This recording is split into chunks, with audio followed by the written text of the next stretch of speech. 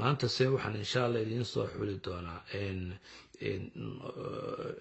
qof kale oo yani ama shakhsiyad kale oo ka mid a taariikhda dadka muslimiinta. waxaan idiin soo xuli doonaa inaan dhalinyaro ah oo magaalada maka ku koray, oo haddii alla yidhaahdo ahaa inamada ugu lacagta badan reeraha wuxuu ka dhashay, haddaan si kale u dhiraado ugu hodansan, ugu xoolaha badan. marka uu magaalada dhexdeeda marayo indhahoo dhan baa wada eegi jiray. yacni qof kasta wuxuu rajayn jiray inuu sidiisoo kale noqdo, hadday noqoto dharka uu xidhan yahay, hadday noqoto uduga sida yani cadarka ismariyey, hadday noqoto qaabka u dhisanyay, hadday noqoto noloshiisa maalmeedkiisa, wuxuu jeclaan jiray qof kastaba in isagoo kale noqdo. inan kaa yari marka hooyadii aabiiba ay maalqale lacagta leeyihiin, nolosha fakfakdiya yani nicmaysan ku koray. waxa uu joogay waqtigii nebiga caleyhi salaatu wasalaam, markii ay diintu soo yani ilaahay nebigu dee waxyiga lagu soo dejiyey. wuxuu ku noolaa magaalada maka. wuxuu maqlay markaa inan kaa yari isagoo nin dhalinyaro ah, wuxuu maqlay sheekadii markaa magaalada maka dhex socotay ee ku saabsanayd arrinka nebiga caleyhi salaatu wasalaam, iyo in diinta lagu soo dejiyey, iyo in maaragtay dadkii qaar ay isagii raaceen, iyo inay magaaladu ku qaybsan tahay. waxaasaa dhegihiisa kusoo duulduultay. markaa maalin maalmaha ka mida wuxuu go-aansaday inuu u tago nebiga caleyhi salaatu wasalaam, oo markaa bal isagu soo dhegaysta waxa uu hayo. meeshuu markaa nebigu caleyhi salaatu wasalaam uu dadka ku kulmin, yani dadka rumeeyey kusoo ururin jiray, daar arqam ibnu arqamna la yidhaha lahaayo ayay ahayd. halkiiasay isugu tegi jireen, daarta arqam ibnu arqamo. halkaasaa markaa uu nebigu caleyhi salaatu qur-aanka ugu dhigi jiray, diinta ugu akhrin jiray. yani halkaas waxayd meel wax lagu barto, meesha madrasada diinta yani laga bartay ahayd. marka meeshii buu tegey suu bal usoo dhegaysta waxa lagu hayo. deedna wuxuu maqlay qur-aankii nebigu akrinay sala allahu caleyhi wasalam. markuu maqlay qur-aankii, dee qalbigiisa farxad buu la duulay bay ragga qaarkood taariikhda qoraydhada waabuu duuli gaadhay siduu u farxay. maaragtay nebigu caleyhi salatu wasalam wuu dejiyey, gacantuu wadna qalbi yani laabta u saaray, wuu xasilay, wuu rumeeyey diinta islaamka. mushkilada qura inaan kani lahaa, mushkiladu lahaa waxa weeyaan hooyadii waxay islaan aada looga boqo. adduunkao dhan wuu yani hor istaagi karayay muscab, wuxuu dooni ku odhan karayay, laakiin hooyadii mausan la hadli karaynin. marka cabsidaa badan baa ka haysatay xagga hooyadii. saa darteed sidee buu talo intuu hooyada ugu tago u yidhaahdaa diintii aabbayaasha iyo hooyooyinkay baan ka baxayo, maxamed caleyhi salaatu wasalaam baa raacay, sidee buu ugu yidhaahdaa? waxayd arrin aada ugu adag baxay. saa darteed wuxuu door biday inuu maxay una sheegin arrinkaas, ee u qariyo, oo diintiisu ahaato diin u qarsoon. waxaan filaya inaad imika garateen intiina yani siirada baratay inuu ninkan ka hadlaya uu yahay muscab ibnu cumayr radia allahu canhu, ilaahay raalli ha ka noqdeen. inan kaa yar buu ahaa, saasuna ku muslimay. markii uu muslimay kadib waxaa dhacday dee ilan wuu isqarin jiray. dee meesha waxaa jiray qolooyinkan aynu dhahno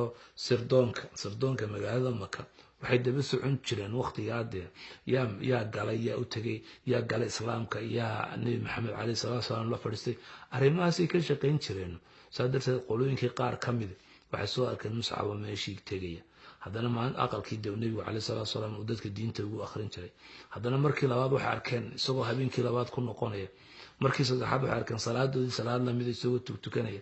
sidii baa loo cararay, islaantii hooyadii baa loo sheegay. islaantii hooyadii markii arrinkii ogaatay, waxay samaysay meel bay ku xidhay. waxaa la idhahdaa yani katiinad bay ku xidhay, maqsin bay ku xidhay, muusan bixi jirin. aakhirkii mar yani fursad uu helay ayuu ka baxsaday. wuxuu u safray wadankan la yidhaahdo xabashida. hijradii koowaad buu safray, wuu soo noqday. haddana markii labaad markays tiri islaanta xidhi wuxuu ku dhahoy dhegeyso, waad garanaysa haddii kaad ii soo dirto wallahi kow baan ka dhigaya. saa darteed islaantii sidii bay u kala go-een, way iska daysay. mar labaad buu ku noqday, maxaa la yidhahdaa xabashida ku noqday. isbedelka dhacay waa maxay marka? daalama xoolaha uu haystay aan ahayn xoolihiisii, nolosha yani wuxuu ku daberi jiray ay tahay xoolihii hooyadii aabihii. markuu noqday nin muslima, wixii ay hayeen oo dhan way ka jareen, way eriyeen, way deeliyeen. inankii yaraayo markaa ahaan jiray inanka yare magaalada maka ugu dharka quruxda badan inanka yare ahaan jiray inanka yare marka dadku ag marayaan oo cadarada kasoo uraya cid marsata ahaan jirin inanka yare cuntada iyo waxa uu cabaya aan cidina haysanin wuxuu noqday inay yaro dharka ay xidhan yahay iyo kabaha uu xidhan yahay iyo ay la mid yihiin dadka mujtamaca ugu dee aan waxba aan ku haysanin xoolihii haystay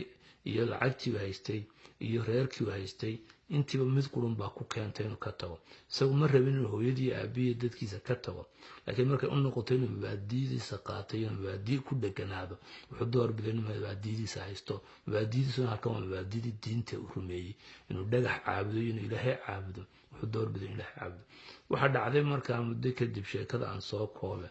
muscab bin cumayr wuxuu noqday safiirkii ugu horeeyay nebigu calayhi salaatu wasalaam magaalada madiina u diray markuu magaalada madiina u dirayna qisooyin cajiiba buu leeyahay aan maanta aanu halkan kaga hadlayn laakiin siirada aan doon ay inaad ku noqotaan waxaad ogtihiin inuu isagu nebiga calayhi salaatu wasalaam 2 sano kaga sii horeeyay magaalada madiina inuu isagu sii diyaariyay magaalada madiina inuu nebigu u soo hijroodo inuu markuu imanayay nebiga calayhi salaatu wasalaam waxay taariikhda dadka qoray dhahdeen aqal kastoo aqalada kamida magaalada madiina diinta waxbay ka gaadhay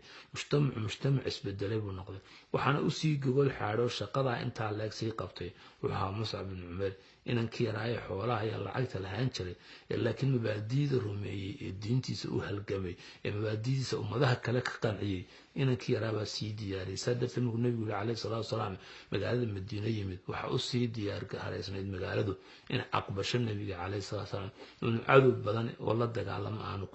ka helin yacni mujtamacii deganaa magaalada madiina waxay ay insha allah nolosha muscab socotaba wax kastoo diinta u halgamaba waxa ku soo dhamaatay qisadiisu dagaalkii la oran jiray dagaalkii Uhud waxa dhacday inuu muscab ahaa ka calanka muslimiinta sida wad ogtiino dagaalka Uhud wuxuu ahaa dagaal ay muslimiinta qaarkood khilaafeen amaradii nabiga calayhi salaatu wasalaam darteed dad badan baa lagaga dilay jabitaan badan uu ka soo gaaray nabiga calayhi salaatu wasalaam iyo asxaabtiisa dagaalka isaga sida ogtihiin ba waxay ahayd dagaalkii badar dagaalkii ku xigay sida darteed waxyaabay qaladaadka muslimiinta ku dhaceen waxay keentay in cadowgu markii hore uu ka adkaado uu jabiyo oo markii hore ma iyaga jabiyo cadowga markii laakiin ay amaradii nabiga diideen ayaa iyagii lagu soo rogaal celiyo la jabiyay dadkii markaa maalinta يعني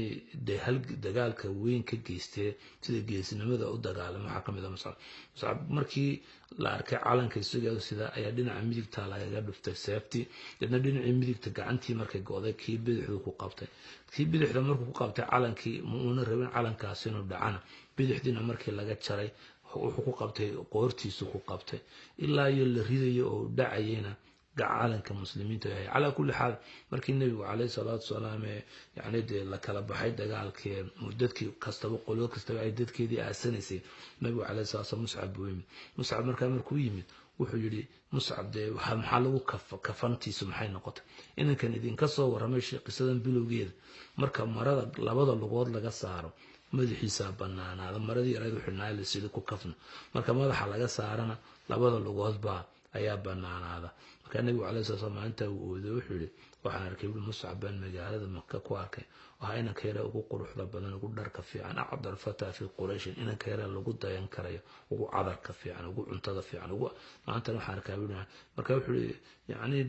wuxuu xusuustay nabigu calayhi salaatu wasalaam ahaan jiray iyo sacrifice-ka iyo hoolna furida uu sameeyay maxaa la yiraahdaa diintiisa sameeyay waxaan ka baranaa marka aan waxaan jecelahay inaad ku noqotaan iyadoo faahfaahsan qisooyinka muscab iyo kuwa kale sheegi doonaba laakiin waxaan rabaa inaan mid ka barano kaliya mabaadiidu waa wax muhiim ah qofka hadduu mabda rumeeyana xiddu doona hadda muslim iyo gaalba wuxuu doonahaa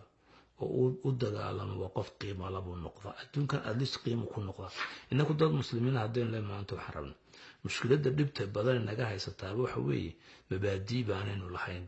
bal dadka Soomaaliya waxaad weydiisaa mabaadiida aaminsantiin waa maxay mushkilahan badan ee haysta iyo waxaan maxaynu ka kori karaan qof kasto Soomaali uu ogyahay dhibaatada haysataa waxa weeye bahashan mabaadiida yiraahdo waa muhiim qofku inuu wax rumeeyo u halgamaano waa muhiim mabaadiida marka waa inay mabaadii sare noqdaan mabaadiida dhulka waa inaynu ka kacna mabaadiida cirka waa inaynu kacna dad muslimiin haddeen hayna waa taladeeda waa bil Ramadaan waxaan oran lahaa kitaabka Quraanka iyo diintu yaanay noqonin qaar maaragtay caruurta la bare ha noqdaan qaar mabaadii laga barto mabaadidaas oo noloshiina iftiimisa nolosheenna adduunyada iftiimsa nolosheenna aakhira mustiifsa ilaahay qur-aanka wuxuu ku sheegay isagoo ka hadlaya muscab iyo kuwa la midkaaba min almu'miniina rijaalun صدقوا ما عاهدوا الله عليه فمنهم من قضى نحبه ومنهم من ينتظر وما بدلوا تبديلا dadka muslimiinta waxa kamid dad mabaadiidooda u dhintay dad mabaadiidooda u taagan oo ilaa inta adduunkan ka dhimanayaan u taagan oo aan weligood isbedeleen waxaan rajeynayaa inaan kuwa dhammaanteedba noqono mar labaad baan idin salaamaya meel kastood joogtaanba asalaamu calaykum waraxmatullaahi wabarakaatuh